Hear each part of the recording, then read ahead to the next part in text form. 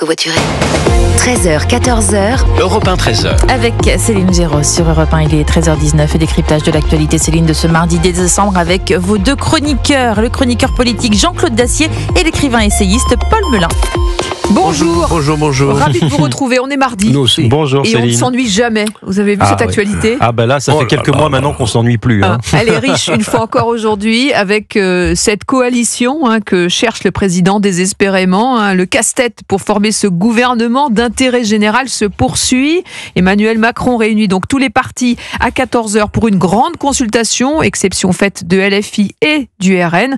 On va écouter Sylvain Maillard, député Ensemble pour la République de Paris. Il justifie le choix du président. Il était l'invité de Sonia Mabrouk ce matin pour sa grande interview sur Europe 1 et CNews. Il nous faut trouver une majorité de non-censure. Il faut qu'on ait un gouvernement qui ne soit pas renversé au bout d'un mois, 2 mois ou 3 mois. Et un gouvernement qui soit capable de faire passer un budget dans le mois ou mois et demi qui arrive. Ça, on peut le comprendre, mais pourquoi exclure 2 partis qui représentent peu ou prou la moitié, voire même les 2/3 des Français ? Nous avons toujours dit, nous, à Renaissance, que nous ne travaillons ni avec le Rassemblement National, ni avec la France Insoumise. Les deux, d'ailleurs, je le note, censuraient le gouvernement Barnier sur des motifs assez différents. L'un dès le début en disant que de toute façon il ne voulait pas travailler, et LFI a dit que de toute façon il n'était pas intéressé à rentrer dans une sorte d'entente de non-censure. Quant au Rassemblement National, on a vu ce qu'il a fait il y a quelques jours. Voilà Sylvain Maillard ce matin sur Europe 1 et CNews, un pacte de non-censure en excluant ceux qui l'ont censuré. Ah oui, c'est ça. C'est la nouvelle méthode Emmanuel Macron ? C'est la nouvelle méthode. La difficulté aujourd'hui, si vous voulez... Alors, ceci, c'est une difficulté, à la fois, c'est une chance pour le président de la République, c'est qu'il revient quand même au centre du jeu depuis cette démission, puisque là, on a tous les yeux rivés sur l'Élysée. C'est ça démarre dans 40 minutes. Voilà, vieille tradition de la Ve République, l'Élysée comme centre du pouvoir. En même temps, c'est un peu logique, le président de la République, il a sur ses épaules toute la souveraineté populaire. Il a été élu par 2 fois. J'entendais Jean-Luc Mélenchon qui disait, oui, mais il est même pas élu. Bah si, il a été élu président de la République 2 fois. Donc, aujourd'hui, c'est sur lui que repose la souveraineté populaire et c'est à lui qu'à charge d'essayer de mettre en place un gouvernement qui soit pas censuré. Or, avec la tripartisation de la vie politique, il suffit de regarder une photographie de l'hémicycle avec toutes les forces politiques pour comprendre la difficulté de l'exercice. C'est-à-dire que avec toutes ces forces politiques-là, de qui on peut s'assurer le soutien, de qui on ne peut pas s'assurer le soutien, c'était exactement le même sujet pour le gouvernement Barnier lorsqu'on a demandé au Rassemblement National son avis sur la nomination des premiers ministres. Là, il y a une nouvelle méthode. C'est plus au niveau du Rassemblement National que ça se passe. C'est avec des partis dits appartenant à l'arc républicain. Donc, le président consulte. Il y a eu les communistes, il y a eu les socialistes, qui pour non censurer, est-ce qu'à gauche on est prêt à non censurer, y compris s'il y a des ministres macronistes, voire un premier ministre qui serait pas issu de la gauche, tout ça me paraît très compliqué. Et je suis pas sûr que la solution à cette affaire ce soit à gauche. Moi je pense depuis le début que la solution ça va être au centre droit, voire à droite. Plutôt avec des profils d'ailleurs comme Bruno Retailleau ou comme Monsieur Lecornu ou comme François Bayrou. Alors comment on a du mal à imaginer comment toutes ces différentes couleurs politiques on va pouvoir se mettre d'accord. Confidence pour confidence, j'ai du mal aussi à l'imaginer.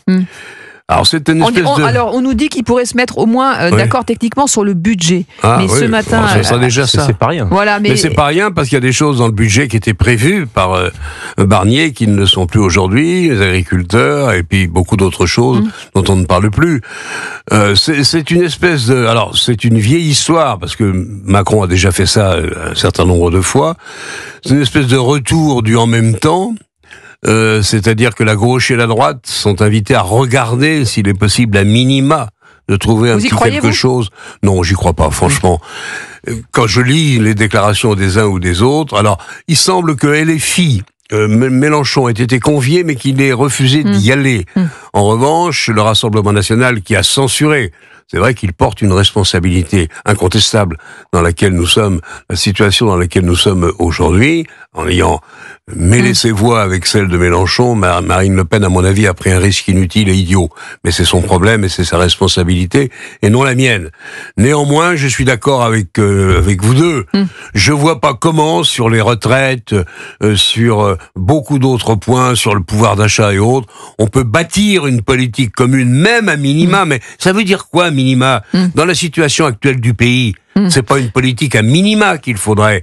C'est une espèce de politique qui a commencé le redressement de ce bon Dieu de pays. Je crains, hélas, de parler pour ne rien dire, parce que je ne vois pas d'accord possible dans les 24 ou 48 heures. Il fallait, paraît-il, aller vite. Oui, Là, on est parti pour des jours oui, ça devait de aller vite, discussion. et finalement, comme demain, on va voter, le gouvernement démissionnaire va voter, il y aura voter un la loi dernier conseil spéciale des Macron pour est le budget. décidément Voilà. illisible et complètement désarçonnant. Moi, j'ai du mal à le suivre. Alors, je sais bien que la partie qu'il a à jouer n'est pas facile, mais vous allez voir Justement, que tout ça à quoi va se joue-t-il terminer par le cornu et le retour au pouvoir du président de la République. On va en parler, mais avant de discuter justement de cette stratégie qui interpelle, on va écouter Sandrine Rousseau, députée écologiste de Paris. Elle était l'invitée de Sud Radio ce matin et elle demande un gouvernement de cohabitation. Je pense qu'il faut toujours discuter, mais la méthode d'Emmanuel Macron n'a pas changé. Il ne veut pas être en cohabitation. Mais alors discuter sans compromis possible ? Il y a un gouvernement. Le gouvernement, dans notre 5e République, il est issu de la force arrivée en tête, c'est le nouveau Front populaire. Et derrière, il y a des compromis au Parlement. Le Parlement, c'est le cœur battant de la démocratie.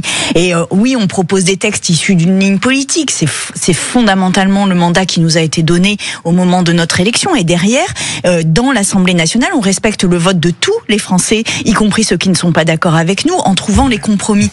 Voilà, Sandrine Rousseau ce matin. Voilà, Sandrine Rousseau, elle a toujours pas compris que la gauche n'avait pas acquis une majorité absolue à l'Assemblée nationale et que partant de là, il fallait nouer des alliances. Nouer des alliances, ça veut dire faire des concessions.